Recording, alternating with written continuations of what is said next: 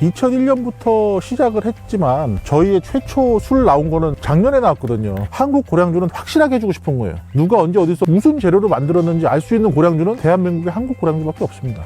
안녕하세요. 주식회사 한국고량주 농업회사 법인의 양원준 소장입니다. 이번에 담화박스 받아보시면은 색상이 확 튀는 술이 하나 들어있을 겁니다.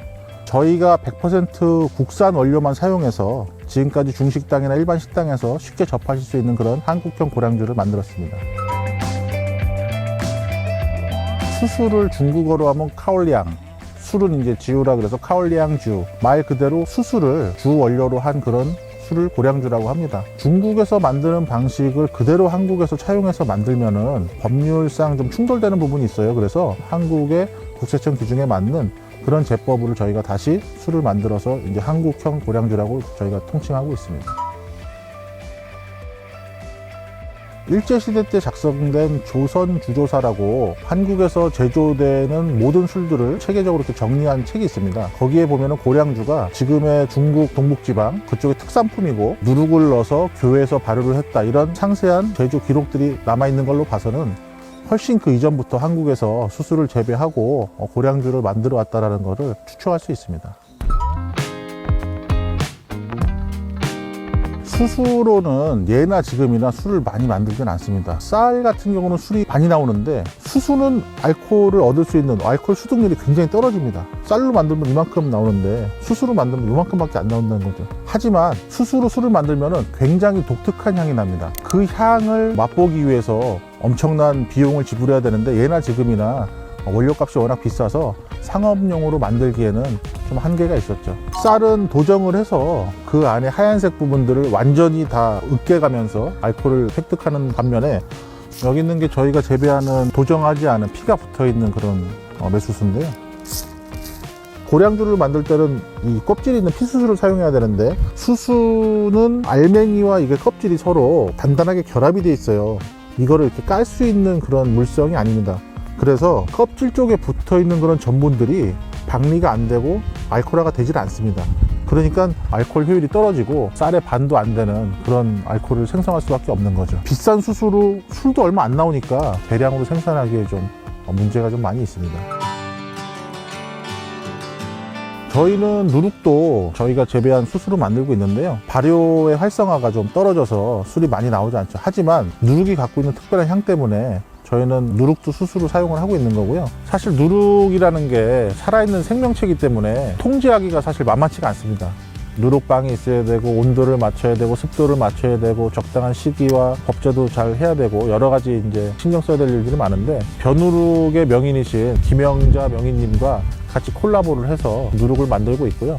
명인님 찾아 듣고 스스로 누룩 만들고 싶다 그러면 반응이 어떠셨어요? 가라 그러던데 그냥 안 할 거니까 가라고.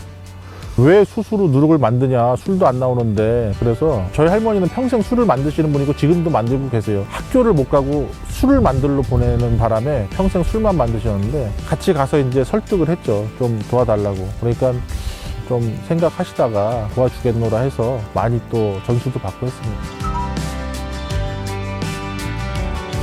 외국의 양조장을 가서 고량주를 만드는 거 보니까 파는 고량주 따로 보여주는 고량주 따로 있는 거예요. 그리고 위생 상태도 굉장히 좀 안 좋았고 들어가는 원료도 투명하지 않았습니다. 정말 깨끗하고 이 좋은 술을 언제 어디서 누가 어떻게 만들었는지 알 수 없는 그런 불확실성을 한국 고량주는 확실하게 해주고 싶은 거예요. 2001년부터 시작을 했지만 저희의 최초 술 나온 거는 작년에 나왔거든요.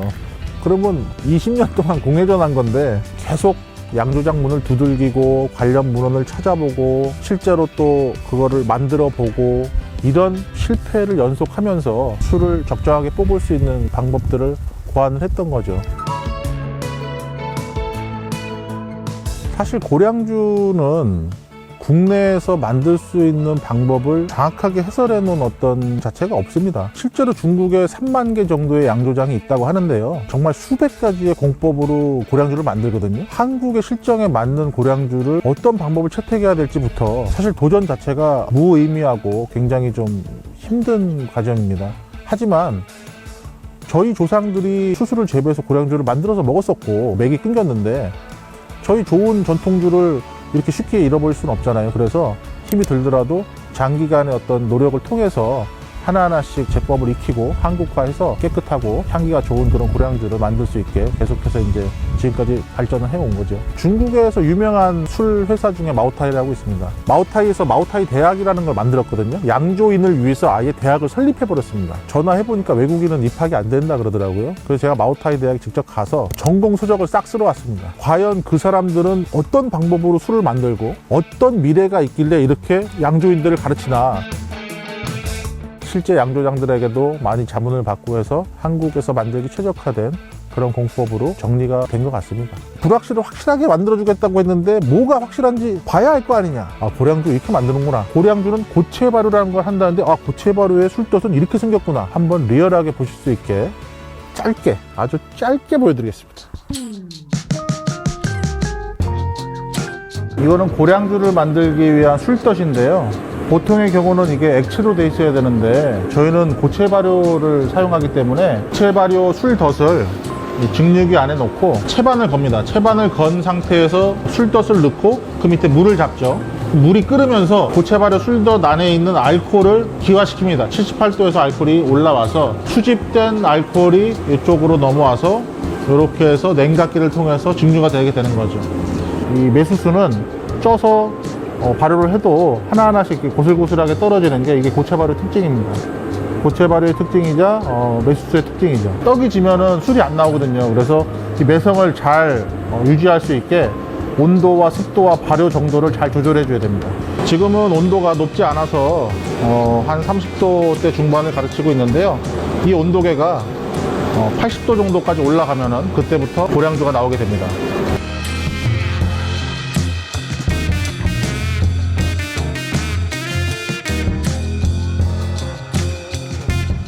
75도 술 나오기 1분 전.